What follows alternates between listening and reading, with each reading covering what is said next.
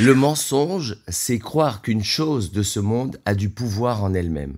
Par exemple, l'idée s'est répandue que de faire des études est un gage de réussite. Et pourtant, ceux qui ont fait des études et qui n'en ont pas pour autant réussi sont nombreux. De plus, certains n'ont pas fait d'études et pourtant leur réussite est magnifique. Cela ne signifie pas qu'en s'abstenant d'étudier, on va aboutir nécessairement à la réussite, mais que c'est Hachem, Dieu lui-même, qui attribue cette réussite. Les études sont, comme chacun sait, une ishtadlout, c'est-à-dire notre façon de mettre en œuvre des efforts concrets pour recevoir la bénédiction divine. Mais elle représente un moyen comme un autre de recevoir cette bénédiction. Certains réussissent par le vecteur étudiant, d'autres par le vecteur autodidacte.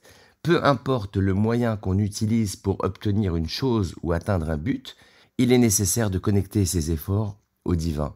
Croire dans la théorie de la cause à effet, c'est être un esclave. C'est être l'esclave de normes naturelles qui dirigeraient ce monde sans chef d'orchestre. A contrario, croire en la providence divine, c'est entrer dans une dimension infinie. La valeur numérique du tétragramme est de 26. Lorsqu'on calcule chaque valeur numérique de ces lettres au carré, on obtient le mot Makom, le nom d'Hachem signifiant l'endroit, c'est-à-dire l'omniprésent. La présence d'Hachem dans ce monde est absolument totale.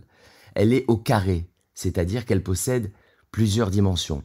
Hachem est l'endroit par excellence. Il est l'essence de toute chose qui emplit ce monde. Shabbat Shalom.